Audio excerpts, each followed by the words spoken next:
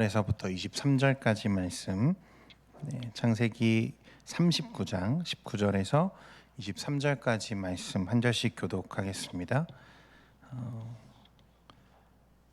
구약성경 61면에 있습니다. 창세기 39장 19절에서 23절입니다. 그의 주인이 자기 아내가 자기에게 이르기를 당신의 종이 내게 이같이 행하였다 하는 말을 듣고 심히 노한지라.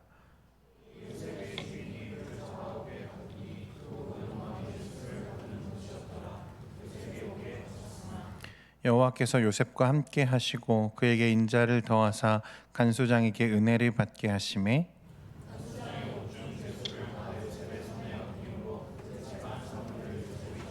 함께 보겠습니다.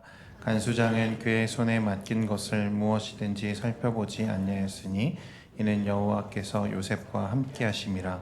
여호와께서 그의 범사에 형통하게 하셨더라. 아멘. 할렐루야. 여러분 명절이 와서 보내고 있는데 잘 쉬고 계십니까? 네. 왜 이렇게 피곤해 보이지? 네. 명절은 피곤한 것 같아요. 네. 여기저기 해야 되고 먹어야 될 것도 많고 어쨌든 이 명절 기간이라도 여러분들 영과 육이 충분히 쉼을 누리고 또 재충전되는 그런 시간들이 되면 좋겠습니다. 요셉은 지나치게 편향된 아버지의 집착 같은 사랑과 그 자신의 이 교묘한 이기주의, 그리고 거기에 더해서 하나님께서 그의 안으로 밀어 넣으신 두 가지 꿈 때문에 요셉은 형들에게 거의 살인 충동을 불러일으킬 만큼 큰 미움을 받게 되었죠. 형들은 그를 죽이고 싶었지만 죽이지는 못하고 동생을 노예 상인에게 은 20에 팔았습니다. 요셉은 아버지의 극진한 사랑으로 안락하고 평화로웠던 삶에서 하루아침에 모든 자유를 결박당한 노예로 전락했어요. 그런데 이 요셉이 팔려간 곳이 어디입니까? 하필이면 애굽이고 그것도 어느 시골 농장이나 노동 현장에 팔려간 게 아니라 애굽 왕의 친위 대장의 집에 팔려갑니다. 그런데 그것이 애굽이라는 것, 그리고 그가 왕의 측근의 집에 팔려갔다는 것은 우연을 가장한 필연처럼 꼭 일어나야 할 일을 위해 준비된 루트인 것처럼 우리에게 보이죠. 그리고 그것이 결코 억측이 아니라는 것은 우리가 거시적인 관점에서 하나님의 말씀을 살펴볼 때 더 명확하게 드러납니다. 하나님께서 아브라함에게 약속하신 대로 향후 이제 수백 년 동안 애굽의 노예로 살아가게 될 이스라엘의 역사를 우리가 알고 있죠. 하나님께서 뭐라 하셨어요? 이방의 객이 되어서 너희 후손들이 400년간 그들의 종살이를 하게 될 거라 말씀하신 이 하나님의 예언적인 약속을 우리가 이 시점에 떠올리게 되는 것은 이상한 일이 아니라는 거예요. 그러니까 그 말씀대로 이스라엘의 역사 최초의 애굽 노예가 된 사람이 누구냐면 요셉인 거죠. 그래서 말씀에 보면 요셉은 형들의 잔인한 배신으로 억울하게 노예로 팔렸는데 그래서 하루아침에 더할 나위 없이 비참한 신세로 전락해 있지만 그런 요셉의 상황을 두고 성경은 뭐라고 말씀하냐면 그가 형통한 자가 되었다라고 말씀하고 있다는 거예요. 1절과 2절 말씀 우리 같이 한번 다시 39장 1절과 2절인데요. 스크린 보시고 함께 읽겠습니다. 시작. 요셉이 이끌려 애굽에 내려가매 바로의 신하 친위대장 애굽 사람 보디발이 그를 그리로 데려간 이스마엘 사람의 손에서 요셉을 산 여호와께서 요셉과 함께 하심으로 그가 형통한 자가 되어 그의 주인 애굽 사람의 집에 있으니. 아마 이런 요셉의 상황을 우리가 볼 때 요셉이 형통하다라고 한다면 요셉처럼 형통하고 싶은 사람 아무도 없을 것 같아요. 그는 형들에게 잔인하게 버려졌고 배신당했고 보디발의 집에 팔려갔습니다. 그 집에서 조금 높은 지위에 올라서 그의 성실함이 인정받아서 조금 편안한 보직, 편안한 일을 하게 되었지만 책임자가 되었지만 그는 여전히 뭐예요? 노예이죠, 노예. 당시 노예는 하루하루가 생존을 위한 가시밭길을 걷는 인생들이었어요. 보디발의 집에서 일반 노동자보다 대우를 받으며 좀 편한 일을 하게 되었으니 그가 형통한 것이다 라고 여러분 누가 말할 수 있겠습니까? 그러니까 여러분 지금 성경이 우리에게 조명하고 있는 관점과 또 우리가 요셉, 우리가 또 우리의 삶과 또 우리의 삶에 비추어 요셉의 삶을 바라볼 때 그 바라보는 관점 사이에는 우리가 보기에도 한눈에 알아볼 수 있을 만큼 꽤 커다란 간격이 있다는 것을 우리가 알게 되죠. 그러니까 하나님은 형통이라는 말을 통해서 우리의 시선을 그곳으로, 그러니까 하나님이 의도하시는 관점으로 지금 우리를 유도하고 계시다는 것을 우리가 느낄 수 있어야 돼요. 형통이라는 말은요, 여러분, 앞으로 나아감, 번영이라는 뜻을 가진 단어잖아요. 그러니까 형들에게 팔려서 하루아침에 노예가 된 요셉에게 형통이라는 말은 분명히 맞지 않다고 여러분 생각할 수 있어요. 누가 그걸 우리가 형통이라고 생각하겠습니까? 상처죠. 아픔입니다. 그런데 더 깊고 더 넓은, 그리고 아주 장기적인 그 하나님의 계획과 뜻이 이루어지는 과정으로서 우리가 이 날을 다시 조명하기 시작하면 그 의미가 전혀 다르죠. 같은 상황이지만 다르게 보이기 시작한다는 거예요. 그러니까 홀로 버려진 것 같고 황량하고, 그래서 너무나 외롭고 또한 두려움에 먹힐 것 같은 그 순간에도 하나님의 손에 내가 붙들려 있다는 것이 확실하다면 그 순간은 형통일 수 있는 거죠. 이 요셉에게 하나님이 함께 하셨고 그가 형통했다라고 하는 그 흔적과 증거는 여러분, 그 요셉에게서 드러나는 게 아니라 누구에 의해서 객관적으로 말씀에 드러납니까? 애굽 사람 친위대장 보디발에 의해서 객관적 사실로 증명됩니다. 3절과 4절 말씀 같이 보겠습니다. 시작. 그의 주인이 여호와께서 그와 함께 하심을 보며 또 여호와께서 그의 범사에 형통하게 하심을 보았더라. 요셉이 그의 주인에게 은혜를 입어 섬김에 그가 요셉을 가정 총무로 삼고 자기의 소유를 다 그의 손에 위탁하니. 여러분, 이 보디발은요, 그 애굽 왕실의 관료였어요. 왕을 가장 가까이에서 보필하는 경호실장 같은 사람입니다. 그는 왕실에서 일어나는 궁에서 일어나는 아주 미묘하고 예민한 정치의 현장에서 가장 중심에서 음모와 계략이 빗발치는 그 황실에서 잔뼈가 굵은 사람이죠. 그리고 그가 얼마나 그동안 자신의 집과 그 주변 환경에서 많은 노예들을 부려왔고 만나왔겠습니까? 그죠? 그 중에 좀 똘똘하고 일 잘하는 노예들이 얼마나 많았겠어요. 그런데 그는 어느 날 자기 집에 데려온 이 히브리 노예 중 하나가 특별하고 뭔가 다르다는 것을 한눈에 알아봤습니다. 그러니까 이건 여러분 일반적인 게 아니라 보디발이 요셉을 중하게 여기고 그를 특별하게 보는 건 여러분 일반적인 게 아니라 이례적인 일인 거죠.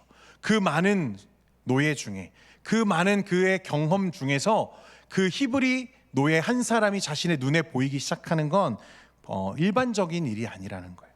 그리고 요셉은 아마 자기 자신이 이미 하나님을 섬기는 사람이라는 걸 그 주인에게 공개했던 것 같아요. 그러니까 이 보디발이 볼 때 이 히브리 17세 노예가 가지고 있는 이 태도와 그가 이를 처리하는 방식과 또 그 일들로 인해서 자신의 집에 일어나고 있는 그 결과물들을 볼 때 이 애굽의 친위대장 보디발에게 그것은 단순한 어떤 우연이 아니라 하나님의 손길로 그가 느끼고 있었다는 것입니다. 그러니까 여러분, 우리가 지난 시간에 얘기했지만 요셉은 원래 성실한 사람이 아니에요. 아시죠? 원래 정직하고 원래 그렇게 바른 사람이 아니라고요. 그런데 언제인지는 모르겠는데 저는 아마 요셉이 형들의 손에 의해서 잔인하게 버려지고 그래서 노예로 팔려서 그 더운 사막을 가로질러서 끌려오는 그 고통스러웠을 그 시간 어느 시점에 그는 지금 내 삶에 일어나는 지금 일들이, 이 고통스러운 이 현실이 그냥 일어나는 게 아니라 하나님의 이끄심 가운데 있다는 사실을 인식했던 것 같아요. 그러니까 자기에게 일어나는 이 비참한 이 배신의 현장이 사실상 하나님이 내 삶을 인도해 가시는 어떤 한 장면이라면 내가 그 하나님을 신실하게 좀 믿어야겠다라고 하는 그의 심중의 변화가 일어났던 것 같아요. 그러니까 지금 그 요셉이 그 삶을 대하는 태도가 당시 그 노예들, 그 보디발 집에 있었던 그 수많은 노예들 가운데 그가 다르게 보여지는 한 장면이 되는 거죠. 여러분, 원래 그 상황만 보면 내 형제들에게 배신당하고 자신을 죽이려던 그 형들의 잔인한 눈빛과 그 손길, 이게 잊혀지겠습니까, 여러분? 쉽게 없어질까요? 그가 정말 자유를 결박당한 채 그 애굽에 향하던 그 뜨거운 그 사막 지역을 지나올 때 그 고통스러운 그 순간들이 여러분 잊혀지겠어요? 그런데 지금 요셉의 모습은, 또 그의 태도는, 그의 행동은 다른 종들처럼 그저 그날 잘 살아남기 위한 몸부림이라고 하기에는 뭔가 다른 게 있는 거죠. 그의 삶을 비관하거나 좌절하거나 그런 모습이 전혀 없는 거예요. 당연히 그런 상황만 보면 여러분 원망하는 게 당연하죠. 아니, 어떻게 하나님이 나에게 그러실 수 있지? 어떻게 하나님이 나에게 이렇게 큰 시련을 주실 수 있지? 원망할 수밖에 없는 상황이잖아요. 그런데 그는 그 순간에 빛나는 거예요. 그걸 보디발이 보는 거죠. 얘 좀 다른데? 얘는 왜 다른 노예들이랑 다르지? 그리고 그는 그것이 그 하나님, 요셉이 함께하는 그 하나님이 하시는 일임을 이 보디발이 증명하는 것입니다. 이게 하나님의 형통이죠. 그러니까 그걸 형통이라고 말할 수 있는 거고, 하나님이 함께 하심을 확실하게 믿는 자들의 특징이 요셉을 통해서 지금 드러나는 거예요. 계속해서 5절 말씀 여러분 보겠습니다. 5절 읽겠습니다. 시작. 그가 요셉에게 자기의 집과 그의 모든 소유물을 주관하게 한 때부터 여호와께서 요셉을 위하여 그 애굽 사람의 집에 복을 내리심으로 여호와의 복이 그의 집과 밭에 있는 모든 소유에 미친지라. 말씀에 보면 보디발이 요셉에게 자기의 집과 모든 소유를 맡겼죠. 그러니까 그 말은 그를 신뢰한다는 거예요. 그를 선대하죠. 선하게 대하는 거예요. 그를 중용합니다. 그런데 그렇게 하고 난 후부터 요셉을 선대하는 보디발을 누가 축복하고 계시죠? 하나님이 축복하세요. 이건 굉장히 중요한 일입니다. 하나님이 축복하세요. 보디발이 요셉을 축복하자 하나님이 보디발을 축복하신다. 여러분, 이건 단순하게 요셉을 위한 배려가 아니에요. 12장 3절, 창세기 12장 3절 말씀에 보면 하나님이 아브라함에게 어떤 약속을 하시냐면, 그의 조상 아브라함에게 너를 축복하는 자에게는 내가 무엇을 내리고?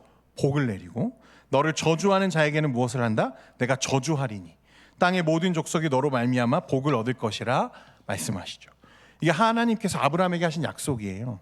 그러니까 하나님께서 아브라함에게 그의 자손과 땅을 약속하시며 이렇게 말씀하셨고, 너를 축복하는 자에게 내가 복을 내리고 너를 저주하는 자에게 내가 저주할 거야 라고 하셨던 이 약속대로 누구에게 갚으시는 거죠? 보디발에게 갚으시는 거예요.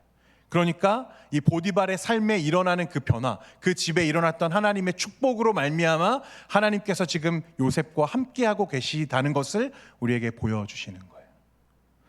굉장히 멋지지 않습니까? 하나님 너무 신실하시죠. 이제 이런 삶에 요셉이 조금 익숙해져 갈 즈음에, 이제 보디발의 집에서 어느 정도 위치에 올랐고 그런 삶에 익숙해져 갈 즈음에 또 다른 한 사건이 그의 인생을 거세게 휘몰아치는 이 폭풍과 같은 역경으로 몰아넣습니다. 6절 말씀에 보니까 여러분, 요셉의 외모를 어떻게 평가하냐면 용모가 빼어나고 아름다웠다 이렇게 표현해요. 여러분, 외모에 대한 이 이중적인 칭찬, 빼어나고 아름다웠다. 여러분, 성경에서 반복은 강조거든요. 그가 진짜 멋진 사람이었다는 거, 잘생기고 아주 준수했다. 근데 이런 칭찬이요, 구약 성경 전체를 통틀어서 딱 2명이 나옵니다. 2명. 주석에 보니까 그래요. 하나는 누구냐면 오늘 요셉이고, 다른 하나는 누굴까요, 여러분? 이미 우리가 다루었던 인물입니다. 다른 한 사람이 누굴까요? 그의 어머니 라헬이었어요. 라헬이 창세기 29장에 얼마나 아름다운지 그를 묘사할 때 그가 곱고 아리따우니라 그랬습니다. 그러니까 그 말은, 곱다는 건 그의 얼굴, 외모가 너무 아름다웠다는 뜻이고요. 아리따우니라는 것은 그의 몸매가, 그의 어떤 그 조화로움이 굉장히 아름다웠다는 것을 표현하는 거예요. 완벽한. 그러니까 요셉이 지금 누구 닮은 거죠? 다행스럽게도 아버지 야곱을 안 닮고 어머니 라헬을 닮았던 것 같아요. 저 얼마 전에 누가 우리 예원이 예인이를 보면서 아빠를 안 닮아서 다행이라고 막 그러는데, 이거 웃어야 되는 건지 이걸 좋아해야 되는 건지 말아야 되는 건지 모르겠지만 어쨌든 저도 다행이라고 생각합니다. 엄마 라헬을 닮아서 요셉은 너무 준수했어요. 너무 잘생겼어요. 17세, 아주 파릇파릇하잖아요, 여러분. 자, 그런데 그의 준수함을 탐욕스러운 욕망으로 지켜보는 사람이 있었는데, 보디발의 아내입니다. 여주인이죠. 그는 이 요셉에게 노골적으로 성적인 유혹과 성관계를 요구하기 시작합니다. 7절 말씀 우리 스크린 보고 같이 읽겠습니다. 시작. 그 후에 그의 주인의 아내가 요셉에게 눈짓하다가 동침하기를 정하니. 요셉은 이 노골적이고 탐욕적인 유혹을 세 가지 이유로 거절했어요. 첫째는 자신에 대한 큰 신뢰를 모독하는 일이고, 둘째로 그녀의 남편 보디발, 자신의 주인에게 죄를 짓는 일이며, 세 번째는 하나님께도 큰 죄를 짓는 일이라고 말합니다. 그의 대답은 그가 자신과 함께하고 있는 하나님, 그의 삶에 동행하고 계시는 하나님을 얼마나 예민하게 그가 인식하고 있었는지를 보여주죠. 여러분, 코람데오라는 말이 있어요. 신전인격, 하나님 앞에서의 삶이라는 단어인데, 이것이 우리 기독교가 규정하는 성도의 삶의 표현입니다. 코람데오, 하나님 앞에서의 삶. 하나님이 모든 순간 나와 함께 하신다는 거예요. 내가 좋을 때만, 내가 또 원할 때만 하나님이 나를 보시는 게 아니고요, 내가 가장 은밀한 그 순간에도 하나님이 나와 함께하고 계시다는 것을 인식하는 것, 그게 코람데오죠. 하나님 앞에서의 삶입니다. 반대로 여러분, 죄를 짓는 죄인들의 전형적인 특징이 뭔 줄 아세요? 아무도 모를 거야, 누구도 알지 못할 거야 라고 생각하는 거죠. 그렇게 해도 아무도 알 수 없을 거야. 여러분, 아담과 하와가 선악과를 따먹었을 때 하나님의 낯을 피해서 어떻게 하죠? 나무 뒤에 숨었잖아요. 자신의 치부와 부끄러움이 이것으로 가려질 수 있을 거라고 믿는 거죠. 여러분, 그러나 누구도 하나님의 낯을 피하지 못해요. 하나님은 다 아세요. 우리는 하나님 앞에서 사는 거예요. 요셉은 지금 그 사실을 지금 선명하게 인식하며 사는 거죠. 지금 아무도 보지 않는다고 말해요. 아무도 없는 그곳에서 여주인이 유혹해 옵니다. 그러나 그는 무엇을 인식하죠? 하나님의 시선을 지금 인식하고 있는 거예요. 단호히 거절합니다. 내가 어떻게 하나님께 그런 죄를 범할 수 있겠습니까?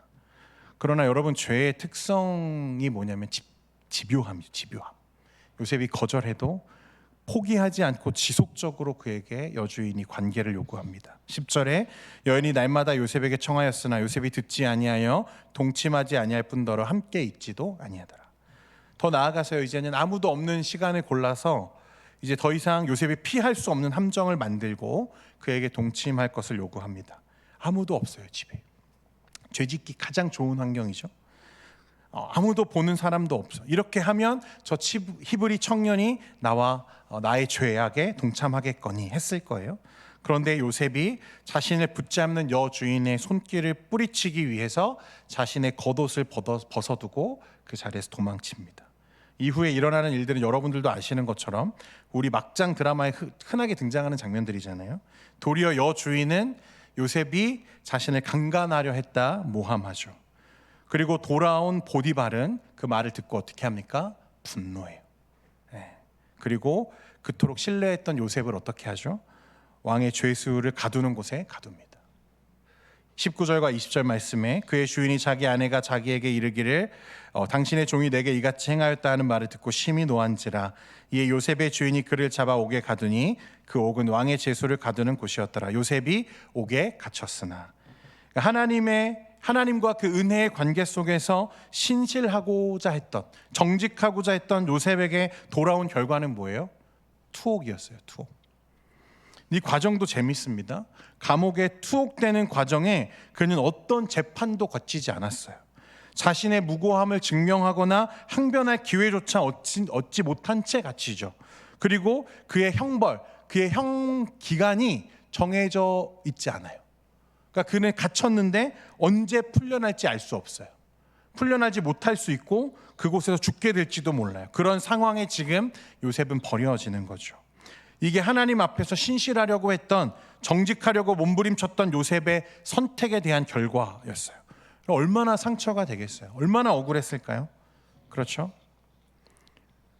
아버지의 집에서 호의호식하던 요셉이 하루아침에 형들의 손에 팔려서 애굽의 노예가 되고, 그 보디발의 집에서 이제 나름 살만한가 했던 찰나에 이제는 억울한 누명을 쓰고 왕의 신하들을 가두는, 감옥에 투옥되는, 인생이 어떻게 이렇게 잔인할 수 있을까 하는 그런 생각을 하게 되죠. 그런데 그런 생각이 들려고 하는 그 찰나에 우리의 눈길을 또 한 말씀이 이끌고 갑니다. 21절부터 23절 말씀 같이 보겠습니다. 시작. 여호와께서 요셉과 함께 하시고 그에게 인자를 더하사 간수장에게 은혜를 받게 하시매 간수장이 옥중 죄수를 다 요셉의 손에 맡김으로 그 재반 사물을 요셉이 처리하고 간수장은 그의 손에 맡긴 것을 무엇이든지 살펴보지 아니하였으니 이는 여호와께서 요셉과 함께 하심이라. 여호와께서 그를 범사에 형통하게 하셨더라. 오늘의 상처가 내일을 만나는 고리가 되어서 새로운 만남과 또 새로운 인연으로 그를 이끌어가는 것을 보게 하십니다. 요셉이 이 감옥에 들어감으로써 그가 억울한 누명을 쓰고 감옥에 투옥됨으로써 이 이후에 일어나야 할 모든 극적인 반전과 하나님의 사건들을 만날 결정적인 고리가 완성되죠. 여러분, 그곳이 아버지의 집이건 보디발의 집이건 또 감옥이건 그것이 우리의 육체에 있어서는 너무나 큰 차이고 중요한 문제이지만 그럼에도 불구하고 우리들은 하나님의 사랑이 어디에서나 그의 백성들에게 빛나게 하실 것을 우리가 굳게 붙들 수 있어야 되는 거예요. 여러분, 요셉이 아버지 야곱의 집에 편안히 머물러 있는 한, 그렇죠? 요셉이 자신의 유능함과 그 신실함을 인정해주는 보디발의 집에 만족하며 머물러 있는 한은 절대로 만날 수 없었을 그 한 사람을 만나기 위해 하나님이 그 감옥으로 지금 요셉의 삶을 인도해 가시죠. 여러분, 이걸 볼 수 있어야 되는 거예요. 그러니까 이 일은 어제 우리에게 새겨진 이 상처가 우리는 볼 수 없지만, 우리는 그 순간 알 수 없지만 전혀 다른 내일이 만나게 하는 고리가 된다는 사실을 우리가 하나님의 신실함에 비추어서 기억해야 된다는 거예요. 여러분, 오늘 말씀의 초점은 보디발의 집에 얼마나 드라마틱한 일들이 많이 일어나는가에 있지 않습니다. 요셉이 얼마나 성숙한 사람이 되었는가, 그가 얼마나 지조 있게 그런 유혹에 넘어가지 않았는가, 중요한 이야기지만 그건 핵심이 아니죠. 다만 이 요셉의 모든 낮아짐과 높아지는 여정들, 요셉을 중심으로 일어나는 신속한 승진과 부당한 파면, 투옥이라고 하는 이 상처가 요셉의 삶을 지금 어떻게 이끌고 가고 있는가 하는 것과 그것을 끌어당기고 있는 힘이 과연 무엇인가, 어디에서부터 오는 것인가를 들여다보도록 지금 우리의 시선을 지금 말씀이 이끌고 가고 있다는 거예요. 그 말씀을 이끌고 있는 단어가 뭐예요? 형통함이에요. 그의 삶은 여러분, 우리의 시선으로 보면 형통할 게 없어요. 여전히 노예고 억울한 누명을 쓰고 감옥에 갇혔어요. 어디가 형통해요? 그러나 하나님의 시선을 보면, 하나님의 시선으로 그의 삶을 보기 시작하면, 하나님이 나와 함께 하심을 인정하는 자가 이 말씀을 보기 시작하면 이 형통함이 이해가 되죠. 아, 하나님이 나와 함께 하시는구나. 내가 높아져 있어서, 내가 좋은 곳에 있어서 내가 형통하고 빛나는 것이 아니라 하나님이 나와 함께 하심으로 나를 빛나게 하시는구나. 같은 상황, 같은 상처인데 여러분, 우리의 눈에는 원망과 좌절로 보이는 것이 하나님은 형통과 빛남으로 바꾸어 가시죠. 우리는 어떻게 노예가 빛이 나지? 어떻게 저 절망스러운 투옥이 빛이라고 말할 수 있지? 라고 반문하고 싶지만 우리가 하나님이 나와 함께 하고 계시다는 그 명확한 사실을 선명하게 이해하고 인식할 때 비로소 우리는 그 순간이 형통함으로 고백되어질 수 있는 거예요.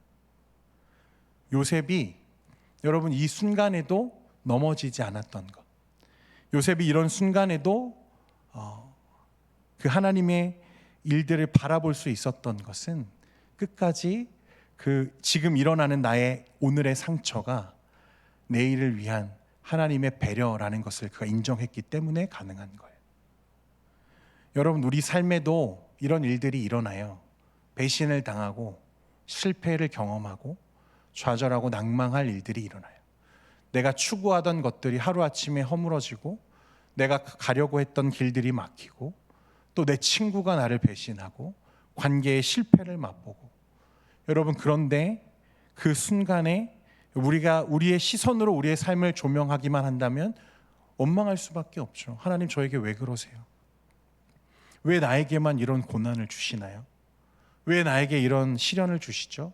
라고 말할 수밖에 없지만, 그러나 우리가 그 모든 순간에 하나님이 나와 함께 하심을 믿는다면 하나님이 이곳에서 나를 빛나게 하실 것을 붙들 수 있는 거예요.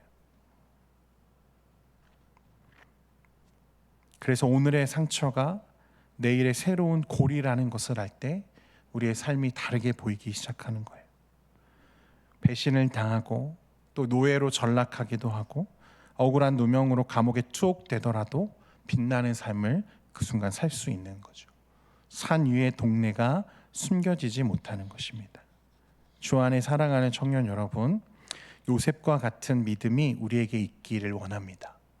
그는 형들의 배신으로 붙잡혀 오는 어떤 그 한 시점에 하나님의 이끄심이 내 삶에 시작되었다는 것을 인정하고, 그래서 노예로 끌려오고 또 억울한 일을 당하고, 그래서 감옥에 투옥되는 그 절망스러운 순간에도 하나님이 나와 함께 하심을 그가 믿을 수 있었던 거죠. 여러분, 하나님이 동일하게 여러분들의 삶을 주목하고 계세요. 믿으십니까? 여러분, 이걸 믿으셔야 돼요. 하나님이 동일하게 우리의 삶을 인도해 가세요. 우리가 그렇게 신실한 하나님을 온전하게 믿을 수 있을 때 우리의 삶이 다르게 보이는 거예요. 오늘 이 요셉과 같은 우리의 믿음이 우리에게 있기를 원합니다. 그리고 하나님이 여러분들의 그 삶으로 이끌어 가실 때, 혹 그날은 상처처럼 보일 수 있어요. 그래서 그 순간에는 어떻게 하면 이 순간을 내가 빨리 벗어날 수 있을까라는 것밖에 보이지 않을 수도 있어요. 하지만 여러분, 하나님의 신실하심에 비추어서 여러분들의 삶을 조명하는 여러분 습관을 길러가기를 바라요. 그러면 이겨갈 수 있는 힘들이 생기기 시작하죠. 오늘은 어려웠지만, 오늘은 힘들었지만 내일은 하나님이 나를 빛나게 하실 거야 라고 하는 소망이 계속해서 우리를 위로하기 시작하는 거예요. 주 안에 사랑하는 청년 여러분, 그러므로 오늘 말씀처럼 이 하나님의 시선으로 하나님의 신실함에 비추어 여러분들의 삶을 조명하는 우리 모든 청년들의 삶이 되기를 축원합니다. 기도하겠습니다.